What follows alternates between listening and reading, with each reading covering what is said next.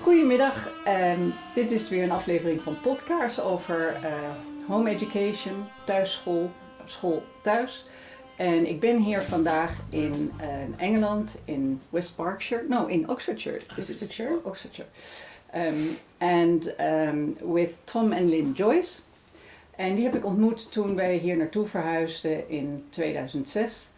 En Lynn was toen het hoofd van de homeschooling groep in West Berkshire, right? You were the West Berkshire head. I guess Berkshire. Yeah. As opposed to West Berkshire, but doesn't matter. Okay, no, it doesn't matter. En zo, Lynn heeft 3 zonen en die heeft ze allemaal tot aan hun 16e zelf samen met haar man opgeleid. En daarna zijn ze naar de laatste 2 klassen van de middelbare school gegaan en toen zijn ze verder gaan studeren en andere dingen doen. Dus vandaag today an interview with Tom and Lynn. And if you would please briefly introduce yourselves and like what your schooling yourself was and what you've done. Mm-hmm. Okay, I'm Lynn, and I grew up in the United States. I did my undergraduate degree there.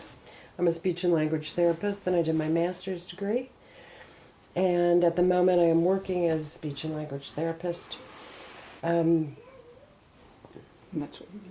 what Good afternoon, good morning. My name's Thomas Joyce, and I was raised in the United States. I moved to England 30 years ago with my family, and I have a graduate degree, a master's degree in international politics, and I'm a project manager for Oxfordshire District Council. And you have 3 sons? We have 3 wonderful sons. They're men now. They are good men. We're able to speak with them on many different levels. Read, write, and communicate with their parents. It's great. And So what are their ages? Okay, there are 3 sons between 28 and 34. Oh. And do you want a little highlight about each of them? Well, I think first I'm very curious because I don't think we ever talked about it, like why you started homeschooling. Because you came from America, you didn't have children yet, I'm assuming. No, we did. Connor and Miles were 2 and 4. Oh, right. The oldest were already born. And we put them into school. Even though in the States I had read a lot about home education, I knew somebody who home educated. I think because we were in England, I put them in school. I would have, if I was in the States, I might not have. Anyway, the eldest, Connor, he was in reception and then year 1. And I could see that he was more and more distressed about school. And by the end of each week, he would be more and more upset. And he couldn't vocalize it. He was only 6. But I think they were pressuring him. He felt it pressure to read and write. He had a very good vocabulary. He really tuned into words. But he wrote like a 6-year-old, and he felt a lot of pressure. So after that, we just kind of reevaluated what was it that we wanted out of education for the children. And we decided that the best way forward is we would at least try home education and see where we got to. Mm-hmm. I'd say that it took Connor a full year to get school out of his system, where we just went to the library a lot, got a lot of books, we read to the boys a lot. And what do you mean by it took him a year? In what He ways? got very stressed about writing. He just couldn't write like, I guess he thought that he should be writing. And every time we got the paper out, he would be very upset. So I said, well, we don't have to write. Let's take a break from that. And so we just got into that pattern of go to the library, get a lot of books, read, talk about things, let's make something. And he really relaxed after about a year. We were going to a home education group, and that was great because he realized that there were other children like him. They weren't And in was that school. the Berkshire group as well? No, we first did the home education in Kent. So Connor and Miles, well, he was 4, so he was, very young. But they made some nice friends there. All the kids play together, and as a parent, I had support with the home education group. And I would say that Connor's greatest joy was to read. And so when he had that, he just felt more relaxed and he could do anything. And Miles was up for any kind of activity that was going on. So that worked out well for us. Then we moved to Australia. Yes. In Australia, like in England, Connor really devoured books. Just seemingly goes right through them. Read so many, and Miles did the same thing. Also, Cormac, our youngest then, was about 3 when we moved to Australia, and again we found a home education group there that was neutrally focused, just on education, otherwise, rather than religion or political or anything else. It was just focused on that.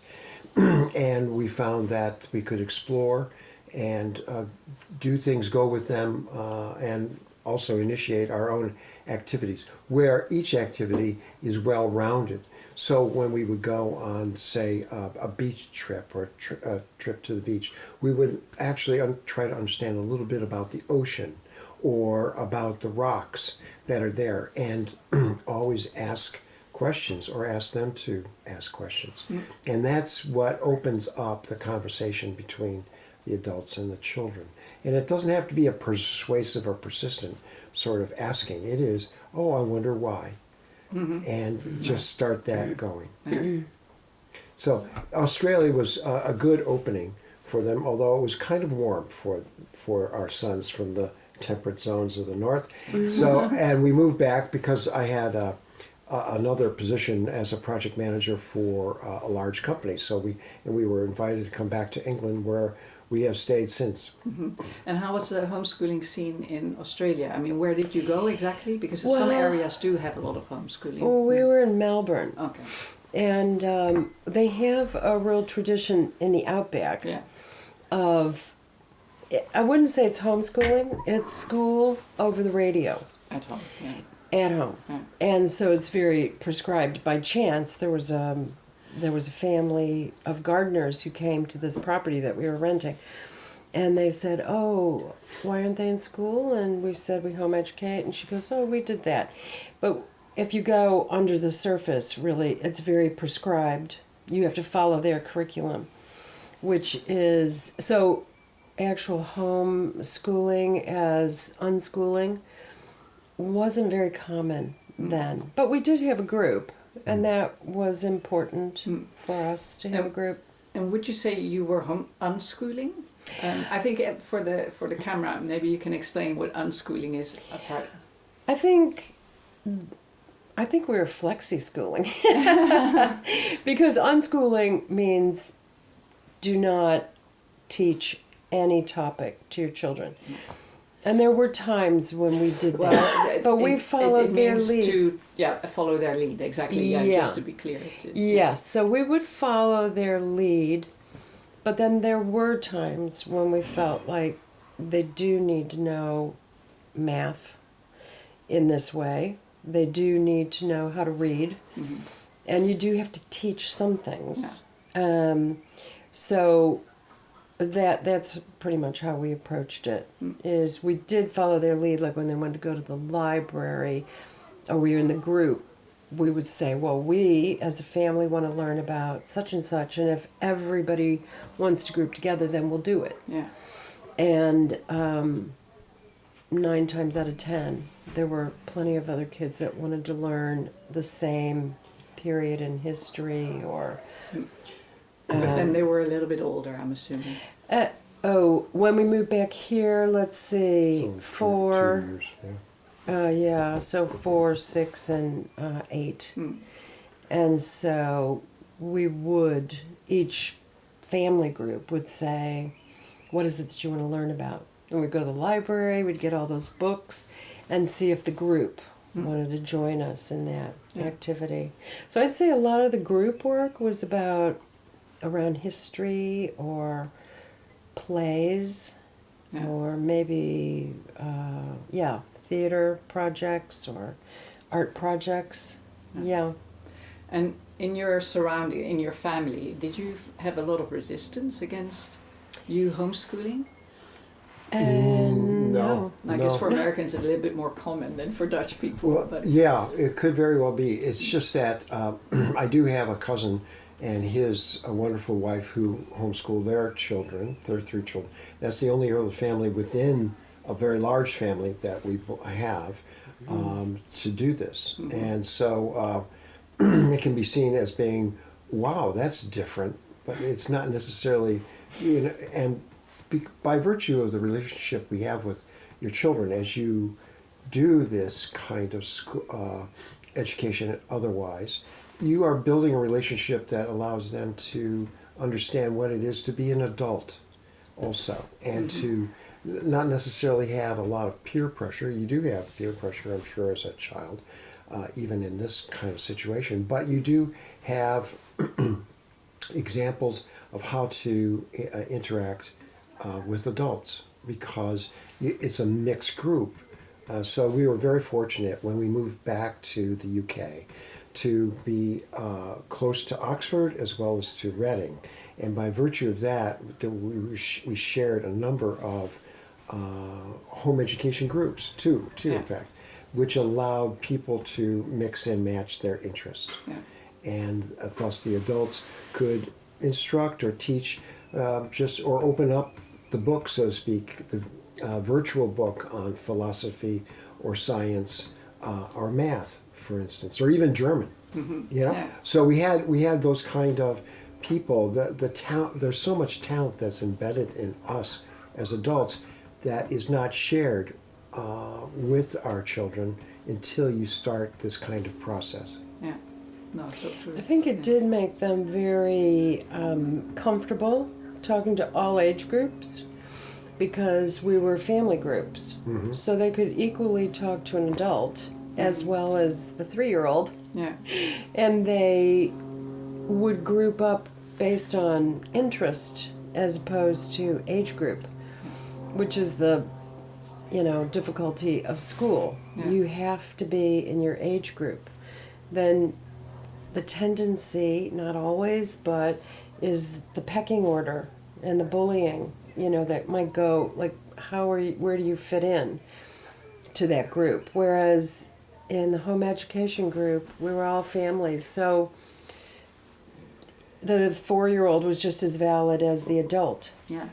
And so that was a huge benefit for our sons. Yeah. Of course, there's going to be squabbling and whatever around, but the conflict resolution within the groups, the smaller groups with mixed age groups, was really remarkably soft. Yeah. If there were squabbles, it was generally in siblings. Yeah. That's what I noticed. Yeah.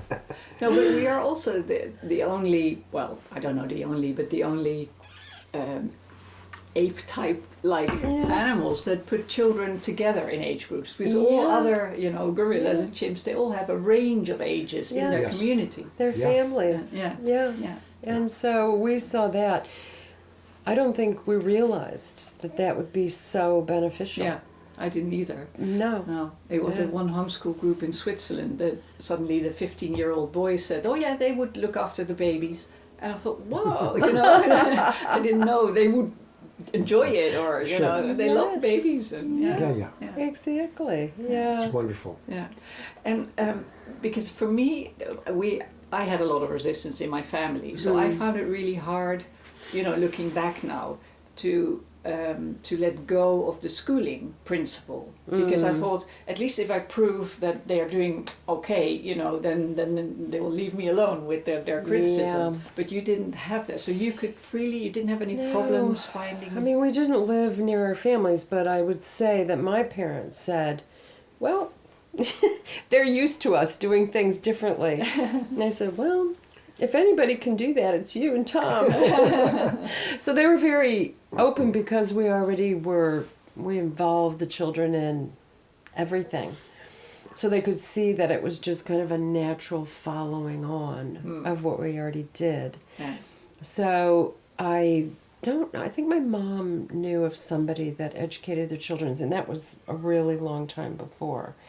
But they weren't worried about it. They didn't seem to think that it was going to be a problem. Yeah, so no resistance. I think maybe in England there might be more, like there's a system. But since we're not English, we didn't feel tied to a system. Yeah.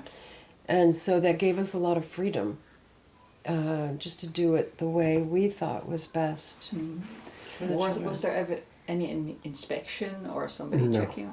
No? You know, I think because we moved from Kent to Oxfordshire, we weren't on the radar. But other people who had lived here and taken their children out of school, then they knew that the children were, what they call de-enrolled.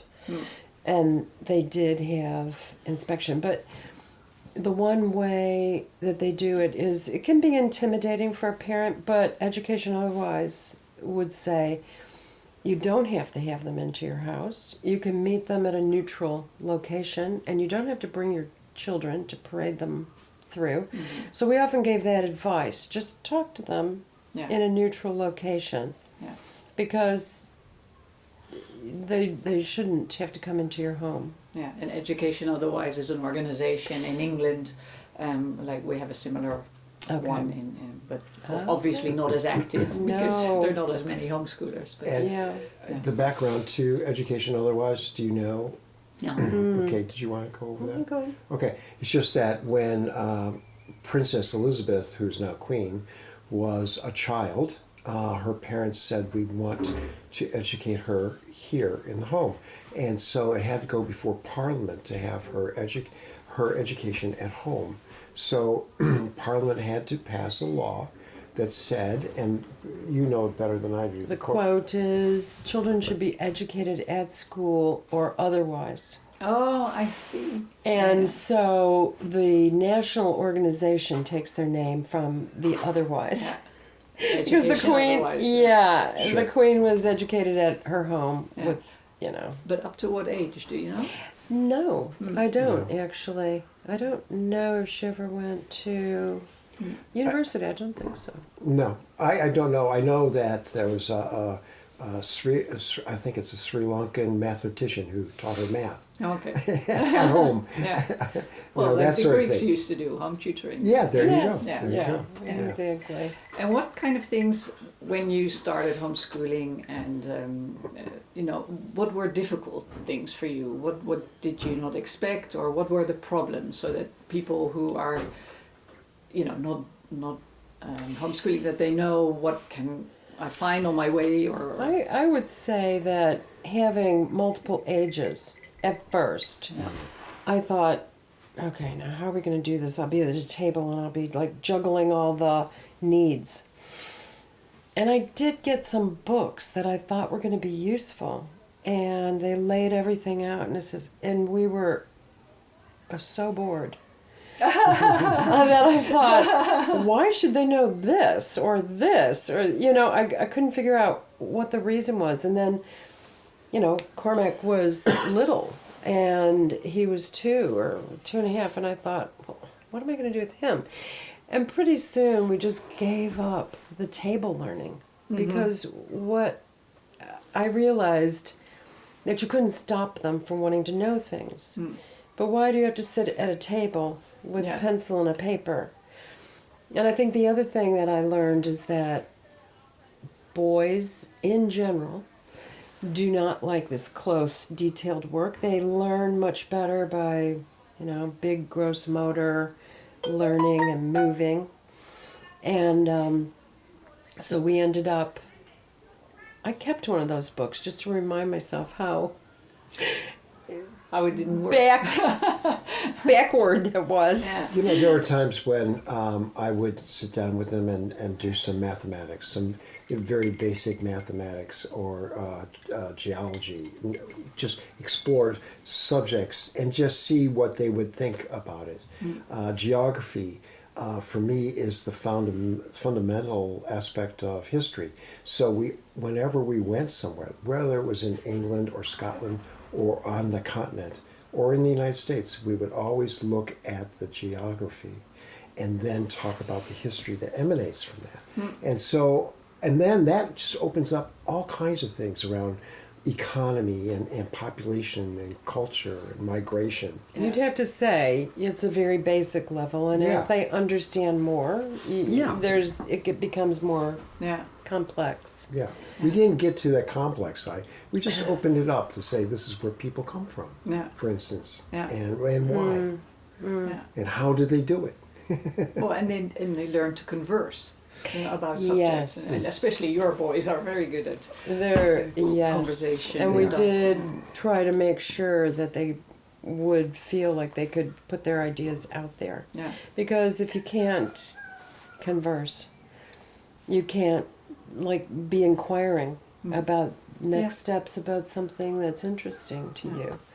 So that was important for us. Yeah, and learning is just ongoing. If you're awake, you should be learning something every day. Yeah. So it's that's something that I think all our sons have. Yeah. And what were things that you didn't expect, and that were gems, or I don't know, or things you discovered through your children about life or learning? I learned that Connor has got a remarkable imagination that he employs now in the filmmaking business, and he writes, contrary to his early struggles, he writes scripts and dialogue and that sort of thing.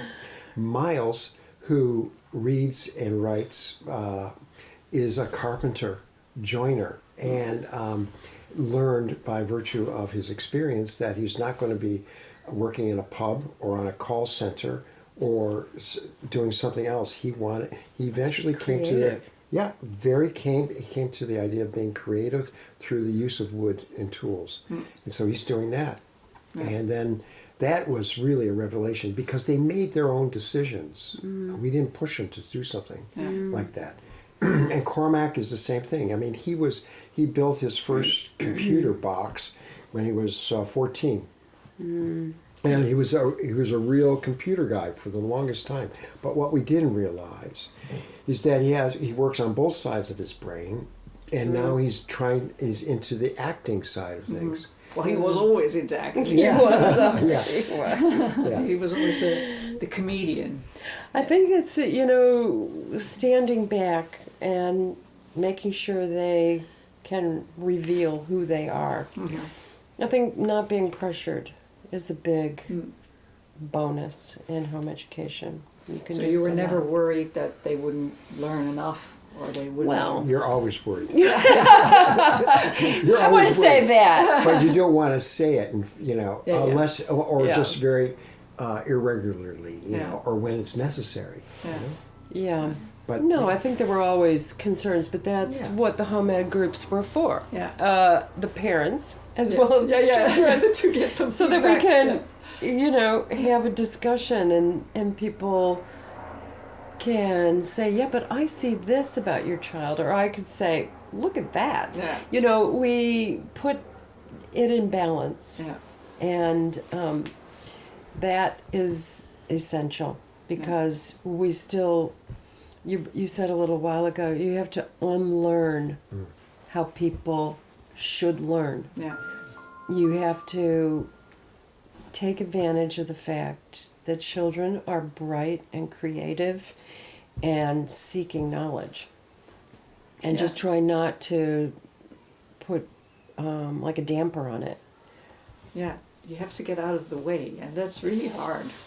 I remember in our homeschool group in Berkshire, there was this, I think I mentioned it in the other podcast as well, but there was this woman, she was a mathematician, I think she taught at Eton or some prestigious school. Okay. And she came in, she was new, and she was teaching her boys, and she said to you, like, I don't understand. I do exactly the same thing as I do in school, and they're not learning. They don't sit. They don't do what I want them to do. And you just said, relax. They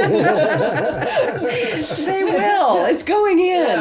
It's going in, believe it or not, it is going in. Yeah, that's the thing. And so some days you can be very relaxed. Yeah. And then other days, all the learned pressures of how school is supposed to be comes back at you. Yeah. And so it's kind of always a balancing act. Because you were one of the few parents who homeschooled your children quite a long way. A lot of children went to schools, say for secondary school or grammar school or whatever. And I think all your boys went up to 16 or not? 16. Yeah. They all started, at Reading College at 16. Yeah. And that's because of the British system. yes. Because the last 2 years here is a special school.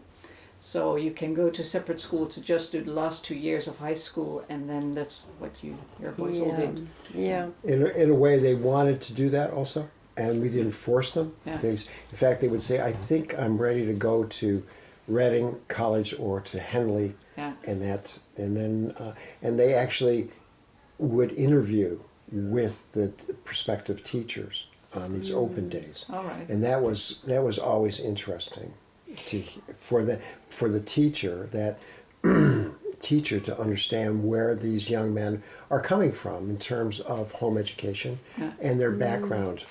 And so they were quite open, the teachers were quite open to accepting this new face. Yeah. They did each do 1 or 2 GCSEs before they got to college with home ed groups or on their own.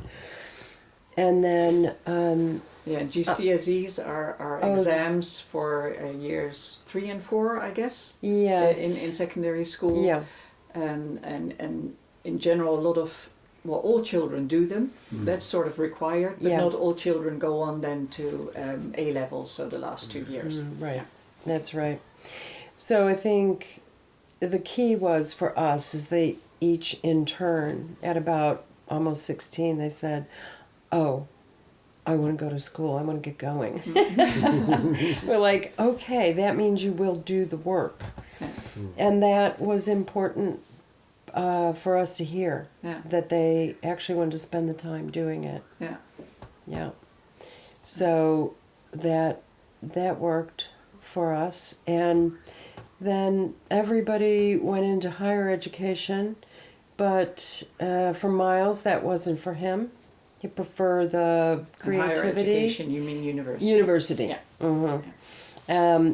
He wanted to do more creative work with carpentry, and the other 2 finished a university degree. So that, for them, that's what they wanted, and that's what we supported. And all in different places. Yes. Yeah. Mm-hmm. Yeah. And did you from the beginning agree with the 2 of you about homeschooling, or did you have to convince Tom or otherwise? I don't know. Tom was much more, let's go for it. And I was like, well, what are we going to, because I had no experience with it. And I was like, well, how are we going to do it? And actually, once starting it, you realize that you just have to try to keep up with them. They want to know all things and everything. What was interesting for me is to see how they would stand by their mother to do the cooking, for instance, or the baking, and to understand how to do measures and those kind of calculations, and then how that is formulated into something that we can eat. And so by virtue of those practical things, they're also learning the more esoteric aspects of science, chemistry, and measurement. So it's, all those kind of things really put together a fuller picture. Yeah. And why were you then so positive? Why did you want to do it? I had a good understanding from my cousin in the United States, and he was very sure that he and his wife were doing a good job, and his young people have done very, very well in terms of fulfilling their lives. One's a professional singer. Another one is managing his father's company, which makes things for that part of the world in Baltimore. And the third person is in the film business in New Mexico, and she's doing good things there. Mm-hmm. But she's thinking now transitioning to teach school. So, but in Montessori. So it's all this kind of, I would say, creativity, but it's more grounded in what I would call the old school. Before we got the regime of the government to say this is what you have to do, or this is, and then somebody plays football with the education system and they start playing around with curriculum. Let's just look at the basics and move forward, and then they can refine it themselves when they get to a higher, to an older age, like 17 to 25, which is when they really start to grasp all the things that they've learned already. One of the major, concerns from other people that weren't home educating were, how are they going to learn to socialize? Yeah. And it was always a puzzling comment, because I thought, well, aren't we socializing in our family? Mm-hmm. Don't they have to negotiate between all the siblings and the parents? And they said, yeah, but they won't be tough. And I said, well, we don't really want them to be tough. We want them to be resilient and to be sure of who they are. And so put them in school when they're a teenager, and I think it'll be tricky, but they will negotiate that much better than if they don't know who they are. Mm-hmm. And socialization was like the top topic on everybody's mind. Yeah.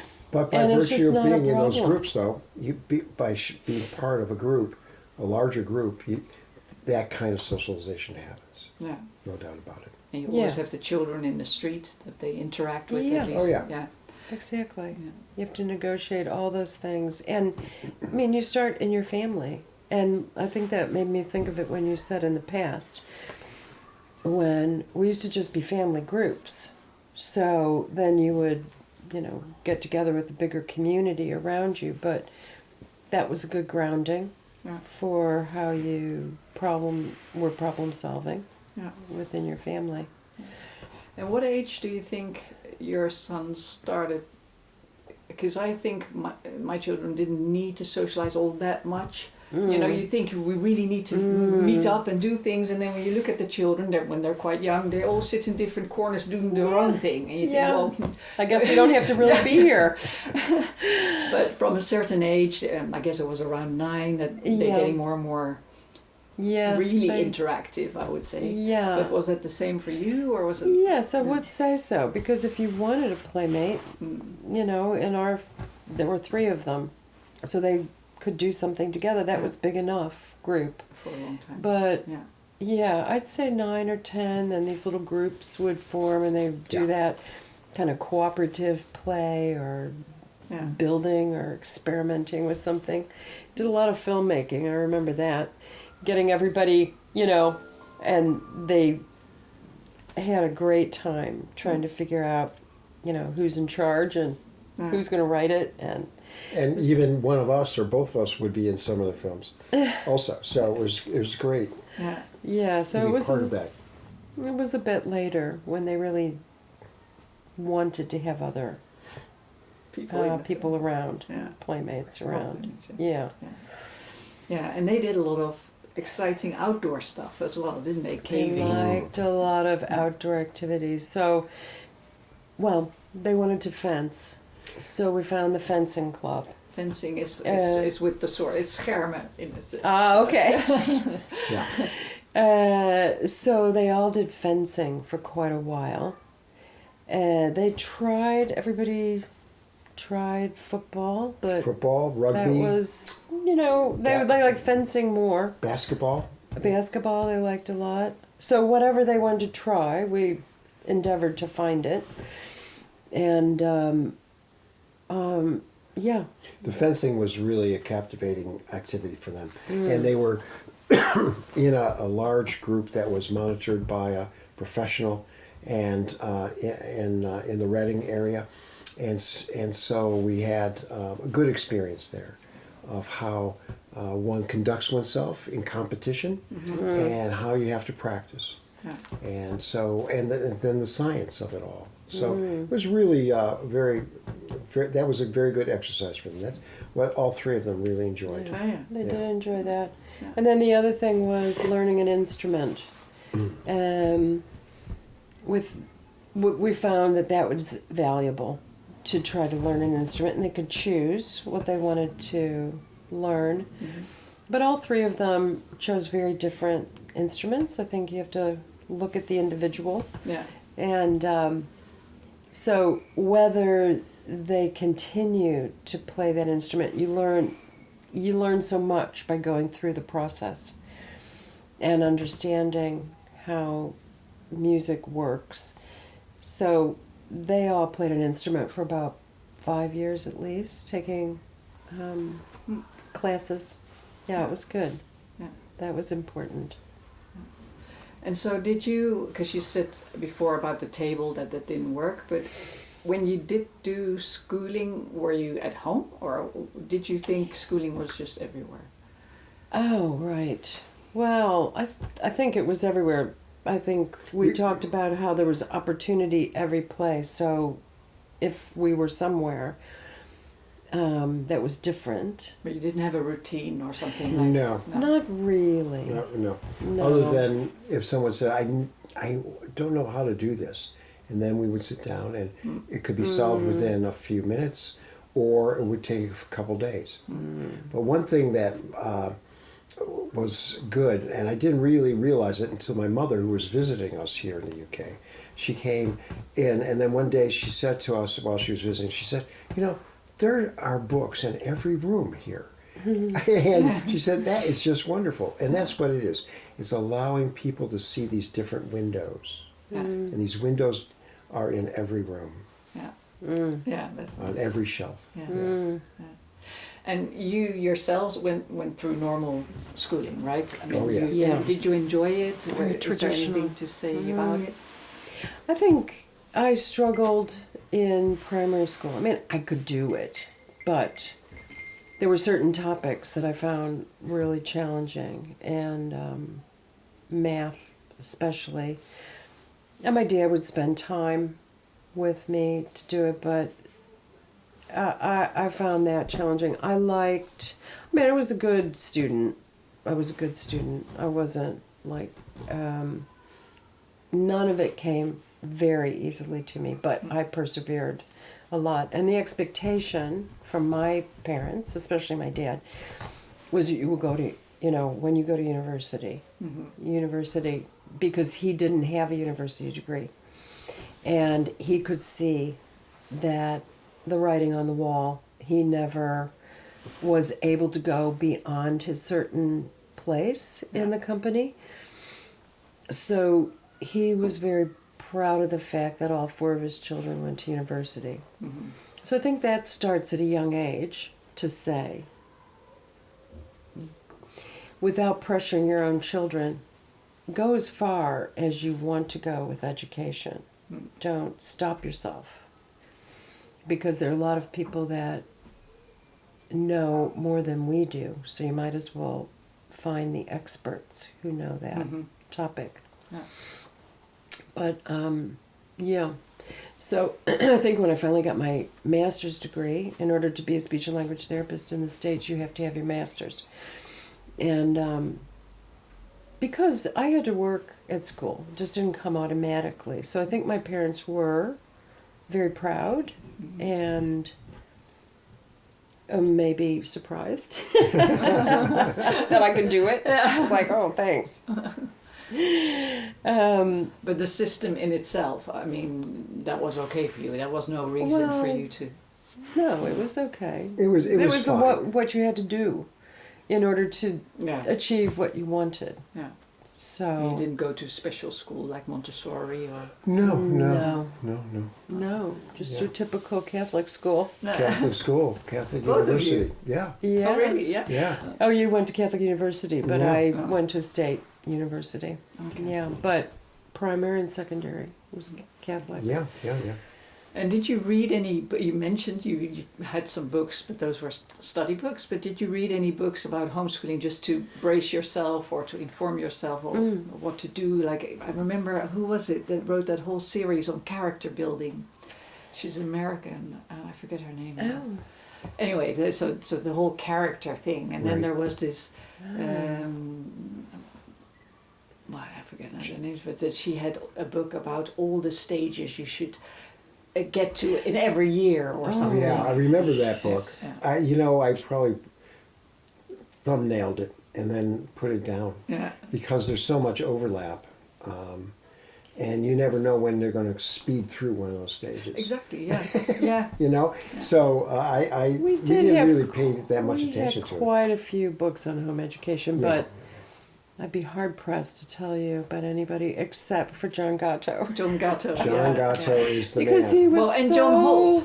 And Oh, John and Holt, John of Holt. course. Yeah. Yes. Yeah. I mean, he was so down to earth practical. Yeah, maybe good to explain. John Gatto, he was, for many years, he was the teacher of the year in New Yeah. York. Yes. New York State or New York City. I City, think. yeah. And he always, he was a teacher, but he always said that was the worst teaching. I mean, children should just learn on their own and stuff. He only recently died, didn't he? Did he really? Yeah. I didn't know that. He 1 or 2 spoke at years one ago. of our... Were you at that one? He No. spoke at one of the home ed Oh, really? conferences. Yeah, Oh, here. wow. And then- And I was just like determined, I've got to go and I see this remember. guy. Yeah. Although I must say, I don't think he home educated, but he was advocating over time how exactly what we said, children want to know and they want to learn and they have innate intelligence Yeah. and treat them like that, Yeah. like they do. So I got a lot out of his work, Yeah. for sure. And John Holt, Yeah, definitely. Well, Yeah. definitely. He was even freer, I think. Yes, in I his think so. Yeah. Now, I'll tell you one thing that really got me on the path of home education is like I did my my master's degree in speech and language therapy and teaching. And that was at the University of Oregon. And in the education courses, we had a whole list of books to read. And one was Summerhill. And I was like, Oh, right. oh my God, Summerhill Yeah. That was in England. is England. Yeah. over in Summerhill Kent, School. we actually went there. Oh, yeah? They went and- passing by us. Well, we have it's to over- explain. You have to Yeah. explain what it is, Summerhill. Well, Summerhill is a school that was started by A.S. Neal, I think was his last name. And he said, children want to learn, and we'll have lots of books, we'll have materials that they can use, and they can just go for it. And by virtue of having all of those things available to children, they just took it. And they also were what's the word? They govern themselves. Yeah. And I just read that book. It was like the biggest revelation. I was probably 24. And I was thinking, what do you mean? You just let them learn whatever they want Yeah. and let them govern themselves? I'd never heard of such a thing. Yeah. And that was the first book that I ever read and thought, wow, they're looking at children as intelligent beings. Yeah. And that was fantastic. Yeah, because that book was read to me when I was about 9. What? Really? At school, because I went to a type of Montessori school. Yes. I went to the Kees Boeken school in Beeldhoven. And I had a wonderful teacher called Udo, I forget now, Udo Tajik Fajil. And we always started the lesson, the day with a group session. Everybody had to say what they'd done and the day before, and then he would read a little bit. And one time he read from Summerhill School, the book. Wow. And that was so impressive. Like, those children could choose what they wanted to learn, could do it as fast or as slow as they wanted. And I just thought, my school was already very free. We got a curriculum for the week, and you sort of have to sort it out when you did what, as long as it was done by the end of the week. So that was already great, but that was nothing compared to Summerhill School. No, So. my goodness. That is incredible that somebody read that to you. Yeah. And it impressed you. Yeah, and it was a classroom of mixed, so of 4th, 5th and 6th graders. So I was then the youngest, and then there was two grades up. But I just remember, whoa, that seemed to me heaven. Yes. But it wasn't for everybody. Remember, there were children as well who didn't take to it. They were a different personality. Yeah. I don't think it was in Summerhill, but it was another book where it was a very free school, and I think it was in the States, and his parents wanted their children there, and he loved fishing, and he fished, and he fished. At the end of the first year, they said, well, he's fished all year, and he goes, isn't that great? I think he was fishing for 5 years. He knew every fish. He knew all of the lures to tie. He knew every single thing, the weight of a rod, everything. And then one day, and the parents were getting worried, even though they wanted him at a free school. And then one day he walked through the same room he always walked through, and he saw a computer. And he's like, oh, well, maybe I'll have a look at this. And that was it. The end of fishing. The start but of he a had new... all the discipline of learning in a systematic way. And I thought, that is amazing. Yeah. Because you don't have to you don't have to go bit by bit by bit. You need to know how to approach a topic. Yeah. And then you can transfer that ability That's right. to another topic. Yeah. It's fantastic. Yeah. I love that. Yeah. Are there things you would have done differently looking back at how you'd done it, or? I'm sure we weren't perfect, but frankly, I don't know if there's any right way. For me, it was something that you're side by side with them, and sometimes they're ahead of you, but most of the time you're side by side with them without being too directional. Yeah. So you're working with them. I think every year we did say, does anybody want to go to school? I didn't want to deprive them from the experience. Yeah. Some children said, I really want to go to school. And then their parents would think, okay, end of the era, and feel very sad. And then the children would go in. They'd go for a week, and they'd say, great, now I know what that is, and I want to get out. Yeah, that's what my daughter did. She wanted to go to school, and then she went for, 3 months or something? Yeah, and so I think it's only right to ask, do you want to do something differently? Yeah. Because if you want them to be individuals and independent, you need to let them make those choices too, even if that's a hard choice for the parents. Yeah, and in the end, you just want them to be happy and learning and feel confident. Confident, fulfilled in what they do in life, and have resilience when things don't always work the way you expected it. Yeah. And what it does also is give a young person, the idea of, where do I go in order to understand more? So in life, that's what we have to do constantly in order to either stay ahead of the game, so to speak, or to understand a subject better. And so that's one of the things that I think is underlying so much of the education is, how can if you're interested, how can I understand where to go next? Yeah, lifelong learning, I think, is the term. We have to accept that there's always going to be things that we have to learn. Yeah, exactly. Well, and that's fun. And that's fun. That is fun. Exactly. And it's no problem if you don't know something. Yeah. Right. Yeah, you because I think learn that's a lot of well, boys, I think, especially when they're younger, they dread the chores at school, and because it's like you said, they've got this gross motor skills, and Yep. they need to move, they need to climb, and then only later do they have the peace and the quiet to do it. Exactly. Because I think that was a mistake in the first year, but it's fine, I learned from it, is to sit people down, you know, and to make them do that, and then realize after reading more, most boys don't want to do that. Yeah. Girls are more likely to want to do fine motor things. Yeah. So just let it go and see where it takes us all. Yeah. I think that was a learning curve in that. Yeah.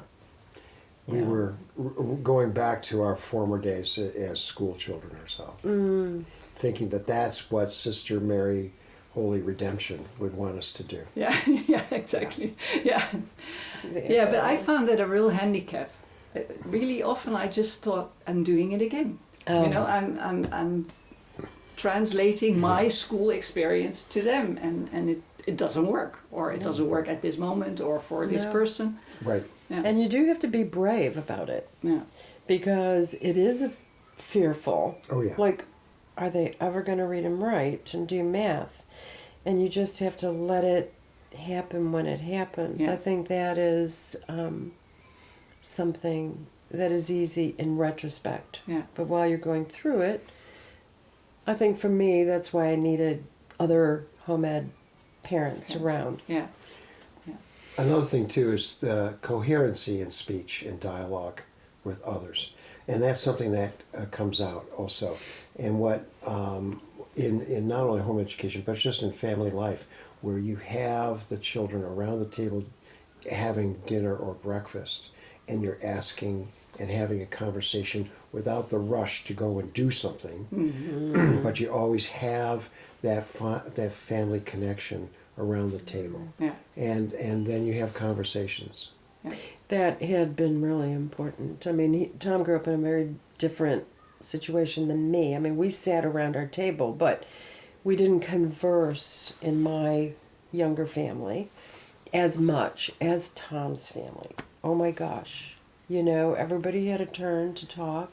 There was a big family. Yeah, big family, and my father and mother would ask each one of us to tell what happened during the day, and close your mouth while you're eating, but then you can talk. And somebody else might be talking down the table, but they would have to be quiet so everyone could hear, and it would go around the table. And that was a good way to keep the good energy between the family. And did you do that with Cormac and Connor? Oh, yeah. Yeah? Oh, yeah. We did. That was really important to me, to have a conversation while we're sitting around the table. Yeah, but they got turns, like... Basically. There wasn't that much There competition. wasn't very big. We're talking 12 kids, as opposed to 3, so it's not as difficult. Yeah. But still, that's where you learn the art of conversation, and how to put your views ahead without being, bullshit about it. So I'm just checking to see if we missed any important questions, but we already have sports and well, the materials when they got older. You mentioned you used a book and that wasn't very satisfactory, but and then the GCSEs, but in between, say in the years from 6 to 12 or so, did you use books? What kind of materials did you use? We did use some books because, for instance, W.H. Smith has got a series of books that address geography and history and math, for instance, and they're almost like graphic novels in that you learn a subject within 2 or 3. You're introduced to subjects within 2 or 3 pages, and it's pictures with people talking to each other with the solutions or the rationale on that page, and then you can talk it through with the young person that's sitting next to you, and then there's also a questionnaire at the end of each of these sections. And that was very helpful. For me, for instance. I thought those were good books, and I'd have to say, there's so many topics that I must have learned, but I relearned Yeah, I guess while educating the kids. Yeah. I don't know what the situation is in Holland at the moment, but in England, because of the GCSEs being there at our old 3 and 4 year in high school, and then the entrance exams that you have for grammar school, and then you have so there's a lot of practice material just in any old bookshop, Right. which I don't think is as much the case in Holland. Like here you have all these things like year this and this and maths, and you can just choose. And we had too many, you know. Yeah. That's true. Yeah, So maybe that doesn't exist in Holland not yet. as much. Yeah. New Not market. yet. Yeah, Yeah, new market. new market. Yeah, sure. Yeah. No, but it's something that helped us re-educate ourselves to refresh these memories of these subjects, and then we were it just awakened everything. So you become a teacher as well as a learner at the same time. And I think that's, again, important for the boys to have seen. That, I'm a bit rusty on that one, but let's relearn. I'll relearn it with you. Yeah. Or things have changed. Or You know, things some have changed. new Exactly. insights. And Exactly. Exactly. Well, Cormac and I did a language together. You know, that was... Oh yeah, you did Japanese together. We did Japanese together, and that was a good way. Yeah, and you went to Japan together. And we as went well. to Japan together, right? And we both said at different times, if you weren't doing this with me, I'd quit. Yeah. But together we can do it. Yeah. So I think it is good for your children to see how you approach learning. Yeah. And that there's always going to be something new to learn, and just don't be afraid of it. Yeah, and I think the big difference is as well in homeschooling, you do a lot of things with your parent rather than you're getting a task and you're just doing it. I mean, that is there as well. Sure. But a lot of things is really like in the old days when you learned carpentry or cooking next to, you know, you do it together. You do it together. Yeah. Yes. So that is good. Yeah. So if some Dutch young couple would come and say, I'm interested in homeschooling, but I really have so many doubts about the social side, about what would be your advice? What would you say to that couple or person? Do your research. Find out who else is experiencing the same kind of adventure, and read up on it so that you can allay your fears or be able to address the challenges. If they're new parents, then it's early days. But as that child approaches 3 or 4, it's time to think about how they're to be with them, to read to them when they're younger is really so important. Yeah. That's one of the first things. What do you think? I think reading to them is so essential, and allow them to choose their books at the library and kind of follow along with them. Yeah. And what they're interested in, you go along with it. One of the key things that I give Lynn so much credit for is that she, and I also followed, of course, but that they would not watch television until there's a good film on or we have a DVD for them to watch. And but on the other side of it, from the oral side, audiobooks are so important. And their ability to hear things now and listen and capture is so much better than mine. Mm-hmm. And because we're so attuned to the visual side, we're letting go of our hearing and our absorption of words, good words. So it's something to think about also. That was quite important for us, not to have the TV or, sort of limit the DVDs and to what we thought would be good for them rather than standard TV. That's right.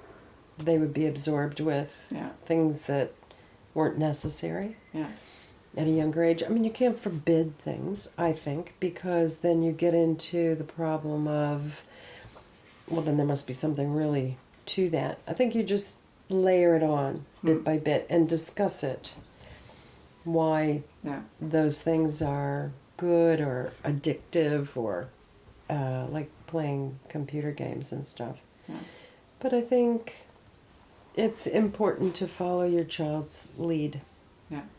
In education. Yeah. And what you said before, brave. You have to let go of your fears and of thinking they won't learn enough, because they will. They will learn enough. Yeah. And it is, for us, I think it's been really important to have other adults who are home educating. Yeah. And definitely. that is really important. Yeah. So I'm hopeful that there'll be a group in the Netherlands. Yeah, that'd be good. Yeah. Now, we're fairly agnostic when it comes to music. And our sons were raised on the idea of the classics, whether it's rock and roll, or Tchaikovsky, or Miles Davis, for instance. So it's across a spectrum of music, too, that is music to soothe the soul at different times, or to make it lighter. You know? And so that's another point that we really try to emphasize, is just not looking as well as hearing and feeling inside. Yeah. Yeah. All right, Tom and Lynn, thank you very much for this conversation. Thank you. If there's anything you want to add, feel free. Thank you. Otherwise we'll round it off. Well, dat is de tweede aflevering in de serie Homeschooling. En we gaan nu afsluiten. Ik hoop dat alles goed is opgenomen en overgekomen. En hopelijk volgt binnenkort de derde. Dank u wel. Het gaat hier vandaag over saamhorigheid. Dagje zonder hemel. Liegt niet. Normaal maken. Wat niet is normaal. Every nation maar blauwe lucht. in every region now has a decision to make. En dan ook geen hel meer. You think I'm joking? Predator Dat drones. is best makkelijk. You will never see it coming. Wat dacht je, alle mensen Laat staan dat ik kan ingaan over vuur. bezig met vandaag.